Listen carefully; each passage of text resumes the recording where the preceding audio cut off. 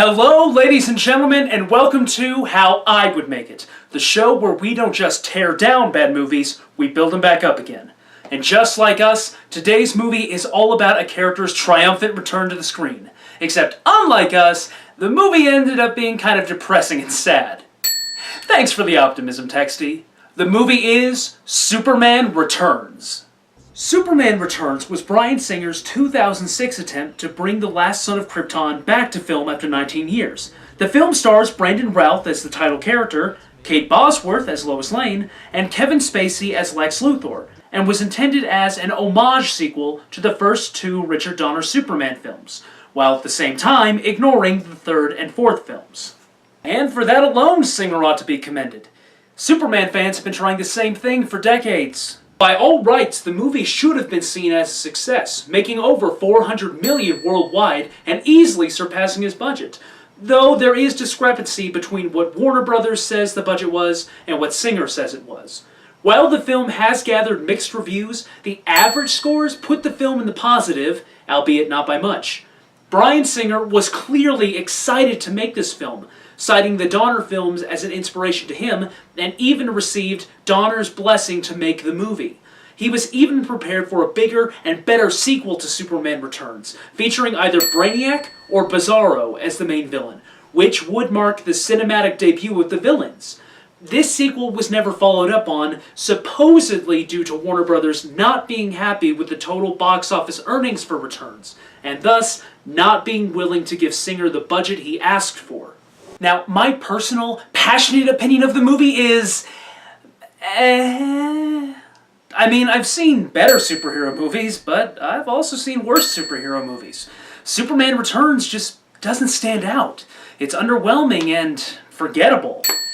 Now, before we look at the failings of the movie, let's take a look at what Superman Returns did right, since, after all, not everything was a kryptonite kick to Superman's teeth. That was the best joke we had? Okay, when you start writing the jokes, then you can bitch about the quality. Let me start off by saying that Brandon Routh makes for a fantastic Superman, and even more importantly, gives a great performance as Clark Kent, successfully giving the two sides of Superman distinct personalities. His Superman is strong, confident, and charismatic, and his Clark is delightfully awkward, a little clumsy, and a bit silly, and both are enjoyable to watch. Hello. I'm honestly disappointed that Routh hasn't been in more mainstream movies, since he has a great sense of humor, and works in both serious and comedic roles. I honestly feel like Brandon Routh's career was the biggest victim of this movie's failing. Seriously, if I had casting control over a Superman movie, I'd cast him again in a second. Oh, shut up. Speaking of good performances, Kevin Spacey's Lex Luthor is the best part of the movie. He looks like he's having so much fun on screen, and he steals the show in every scene he's in. Hence, why the most famous scene in the movie is his. Come on, let me hear you say it just once. Come on. You're insane. No! No, the other thing. Come on, I know it's just dangling off the tip of your tongue. Let me hear it just once, please. Superman will never... WRONG! His comedic timing is great, and when he becomes serious or threatening, he knocks it out of the park, perfectly embodying what Lex Luthor from the comics should be. On a more general note, this movie is well made from a technical standpoint. The CGI and special effects are decent for 2006, and the atmosphere of the film is enjoyable and colorful, never feeling drab or bland. The camera work is also good, making it easy to tell what's going on, even in chaotic moments. Finally, the rest of the cast does good work here, even if some of the hired actors feel like a waste of talent, like Frank Langella as Perry White. None of the actors are annoying or overstay their welcome, and they do exactly what they need to do, which is not a fantastic compliment, but still deserves to be said. Now to address the real sticking points of the film, of which there are many, the first being that the movie is a sequel to Superman 1 and 2. Now that in and of itself isn't the issue, it's the fact that the movie is filled with so many callbacks to the previous films, and sometimes outright scene lifts. Some of these callbacks help the plot, and establish a sense of progression from the Donner films, like when Lex Luthor uses the Kryptonian computer because of Superman 2, or when Lois takes off her shoes before flying with Superman, due to losing them in Superman 1's flying scene. However, you then get direct repeats of scenes from the other movies, like Superman's line about flying, Lois fainting after the first rescue, and the romantic flight scene. These are a bad idea because calling back too much to the originals keeps the movie from establishing its own identity and creating a foothold for a new franchise. The second problem is the unnecessary Son of Superman plotline. Yeah, spoiler alert, this kid is Superman Jr. I like the idea of Superman being a father and all, but in a movie based on re-establishing a franchise, adding such a major element takes away from the time given to the development of the main characters. Superman Returns may have the same characters as the Donner films, but with new actors and faces, the audience needs time to reacquaint itself with this universe, and a major shakeup like this is distracting. Save it for the next movie or something. My next issue with the movie is, admittedly, a personal one, and that is that I am sick and bored of using Superman as a Jesus allegory. I get it, Jor-El sends Kal-El to Earth like God sending his only son. Superman basically dies and then comes back to life just like Christ. Superman even falls back to Earth with his hands and legs in a cross position. I'm sick of this trope because it is so overdone, and so easy for a writer to fall back on when they're feeling lazy. Oh crap, I need to make my character feel interesting and important without any subtlety or anything like that. Make him a Jesus allegory, and suddenly everything they do makes them the most important character ever. You wrote that the world doesn't need a savior. But every day I hear people crying for one. If Superman sees himself as a savior, then it means he's okay with driving a wedge between himself and humanity, rather than wanting to be just like humanity, albeit with superpowers. The point of all this is that rather than have Superman be a savior, I prefer to see him as a role model, someone who is capable of making mistakes, and frequently does, but at the same time is determined to do the right thing because he wants to do it. It allows for more depth with Superman's relationships and a more dynamic characterization. What was I talking about originally? Right.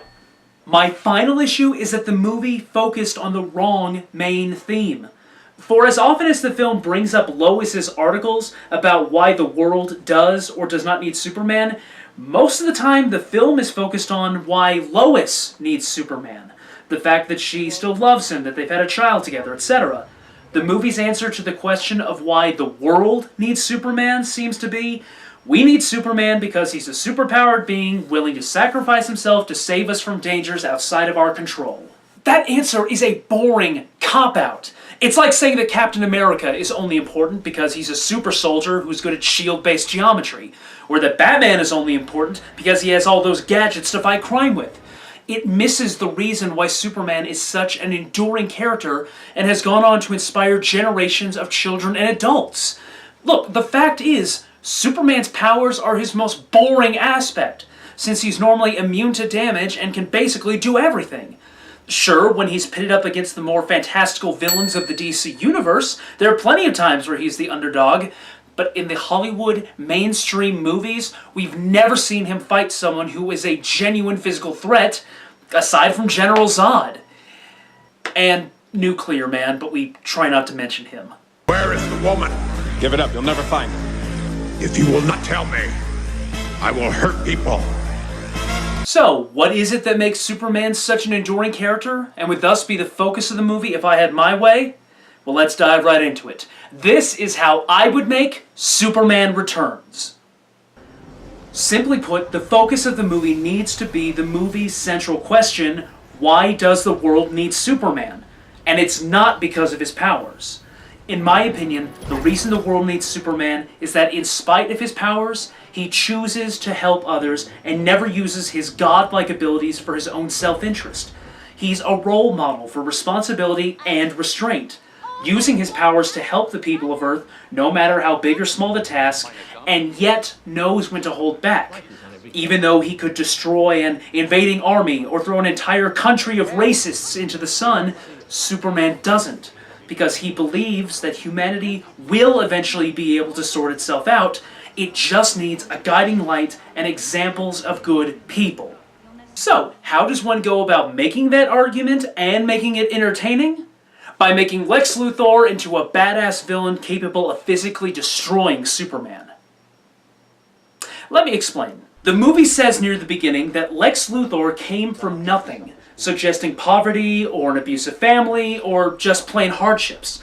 This is a contrast to Kal-El, who was born with powers beyond humanity, was raised by a middle-class family in Kansas, and still has a full head of hair. Lex Luthor is the epitome of the American dream. Someone who started out with nothing, and yet pulled himself up by his bootstraps to become wealthy and successful. Yet he's also the corruption of that dream, because he's so driven by hatred towards those who he feels don't deserve what they were born with, that instead of being happy with his own success, he's driven to gain more power and is willing to crush others to get it. Making Luthor himself a genuine threat to Superman allows their opposing ideals to be front and center in the movie. Therefore, I'd put Lex back into civilization in a position of power at the beginning of the movie, rather than keeping him separated from the rest of society. Let's say that after Superman left Earth, Lex was still able to escape jail time due to Superman not appearing as a witness. However, instead of marrying a rich widow and inheriting her money, let's say that Lex used a legal loophole to gain his own fortune back and started a campaign to rebuild his popular image, going on talk shows, donating to charities, helping to rebuild schools, etc. However, he's also been using his money to go to the Arctic and steal information from the Fortress of Solitude. By the time Superman returns... damn it.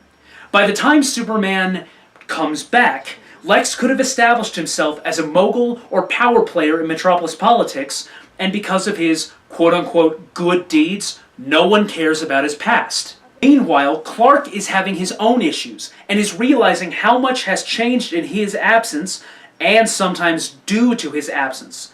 He still wants to help people where he can, but upon his arrival back, he's being seen as a celestial being come to save humanity, and that makes him feel even lonelier in the world than before. He also wants to be close to Lois again, but as a result of his sudden departure, she decided to move on, and is now in a committed relationship with someone who wouldn't leave without just saying goodbye, making Clark realize how stupid he was to just take off. Superman's character arc should involve him learning to balance his ability to save people with the knowledge that there's some events he shouldn't interact in. In other words, learning how to be a light to show the way without literally having to force people down the right direction. Now, what would that look like? Well, something like this. Welcome, ladies and gentlemen, to How I Would Make It Theater's version of Superman Returns, starring New 52 Superman as Superman, Native American Doll Thing as Lois Lane, and Arkham City Mr. Freeze as Lex Luthor, because it was impossible to find another bald-headed action figure. Now, the movie will still start with Superman crashing back to Earth and establishing that Lex Luthor knows how to access the Fortress of Solitude. His experiments with crystals will still cause the plane crash to occur. But from here, the movie becomes different. Because Superman decides that people are calling out for a savior, he decides to act like one, flying all around the world trying to fix everyone's problems. But this backfires when he runs into a human-caused dilemma, like a workers' strike. Because apparently, super strength and heat vision are not enough to deal with rising costs, workers' needs, etc., etc. So, he's humiliated when he can't fix the problem. Lex Luthor, hearing about this, springs into action, buys out the plant, and essentially gets rid of the strike. He then chooses to flaunt this publicly. It seems to me that the Man of Steel is no longer the answer to the world's problems. Power, strength, these are things we all want. But an alien like Superman doesn't understand how to share his gifts with everyone, and instead chooses to flaunt his abilities for the sake of being wanted and worshipped. Later on, Superman goes to Lois for the interview that she needs and explains his feelings to her after explaining his leave of absence. Well, you're back now and everyone is thrilled. Not everyone. Why did you write that article? Why? Well, I mean, you just took off, and we were all in a weird place. You were right. The world doesn't need me, or at least shouldn't. What are you saying? Come with me.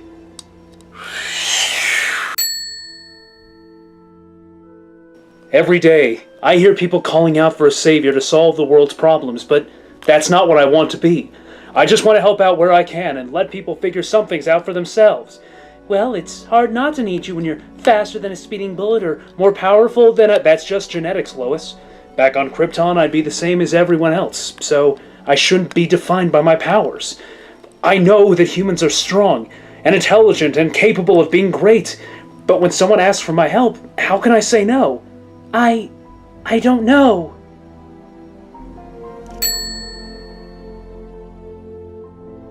Meanwhile, Lex has decided to stage a disaster which Superman shouldn't be able to assist in, while Lex can easily figure out how to make himself a hero. Something like, a mech going on a rampage. But when the mech suddenly becomes out of control and Lex isn't able to stop it, it's up to Superman to swoop in and save the day like normal! And when Lex sees that people are cheering and applauding Superman again,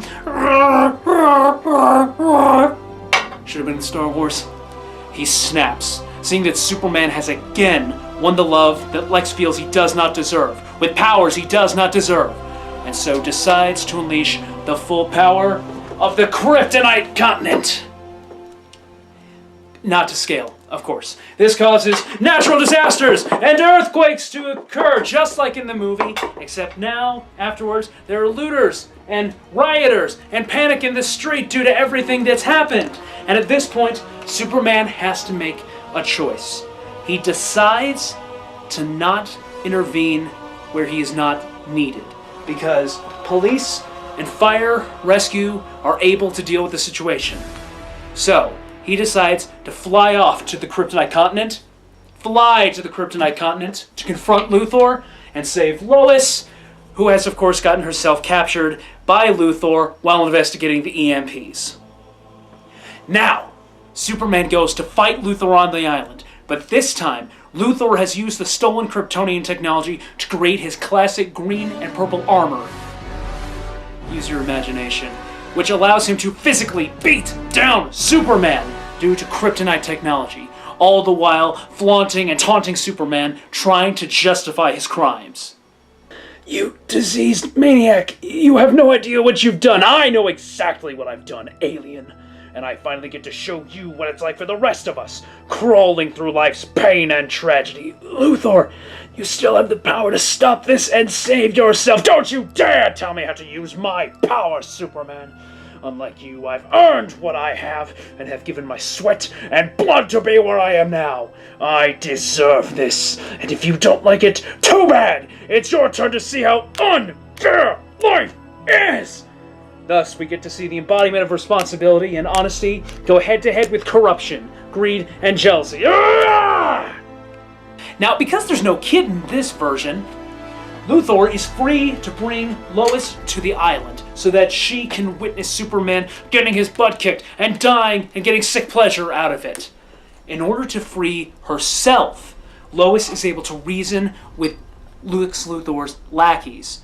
Because after all, this situation has gone way out of hand. They just want money. They don't want to kill billions of people like Luthor is planning on doing. So they're willing to help her. Now, her investigations prior in the movie have proven that Luthor's power and his suit are drawing energy from all the electric plants in Metropolis, including the one that he bought at the beginning of the movie when there was the Union strike. So, with the lackey's help, Lois is able to get a call out to the mainland in order to encourage management and the union workers to come together so that they can save Superman. Now, of course, at the beginning, they don't trust her. Why would Superman leave us when we needed him? Oh, we still have so much chaos and panic here. He must have abandoned us. Lois is able to rationalize with them. Superman didn't leave because he doesn't care. Superman left because he cared. Because he knows that humanity is capable of great things. And that he trusted us. And if he was willing to trust us, we need to prove that trust was not in vain. As a result, union management and the union workers come together and they're able to shut down all the power, go through the dangerous rubble, and cut off the power. Now, when Luthor sees that his power is no longer working because the union workers have chosen to cast off the corruption and jealousy that Luthor represents, he loses it. What? Why is this happening? Luthor, it's over! You sniveling cowards! Luthor! I may not be the answer to everyone's problems, like you said, but it looks like you're not the answer either!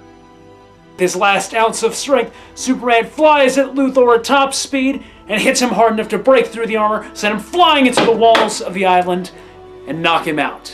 Superman then collapses and has to be helped by Lois and the lackeys to the helicopter. Shut up, it works. Along with the unconscious Luthor, but I threw him so far I don't feel like going out to grab him.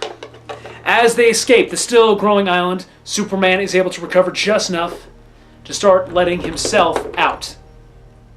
What are you doing? I still have a job to do, Lois, but it'll kill you! You haven't even recovered yet! There's a lot of people working to save lives right now in the city, and those people just gave me the chance I needed to live. Wouldn't be fair of me not to give them a chance. Plus, I'm the only one who can stop this. I thought you didn't want to be defined by your powers. It's humanity's decision as to how I should be defined, Lois. I'm just here to help. Superman! Goodbye, Lois. Then, Superman would fly into the sunlight in order to recover, then fly back down, same badass way he did in the movie, and lift the continent into space! Careful, that's kind of fragile. And he'd fall back to the Earth now. Still collapsed, still damaged, and deserve the outpouring of emotion that the movie originally chose to go with. He'd get better. And in the end, he would have a conversation with Lois. She revealed that she is still conflicted about staying with John, but that there's potential for something happening to the sequel. They'd part ways, Superman would fly into the sunset, the end! Now that's obviously little more than a rough draft of a movie, and I would need help from professional screenwriters and people who actually know what the heck they're doing, but it does give a decent idea of the movie I would love to make! Which I'll never get the chance to, because the film was made in 2006. Yeah, I forgot how depressing this gig can be. Happy homecoming! Thank you guys so much for watching this episode, and please let me know how you liked it, what with the new format and the toys and everything. Please feel free to leave a comment, either with your opinions on the episode or future episodes, movies you'd like me to see, and remember to share and subscribe. But until next time, this is Tyro, signing out. See you next time.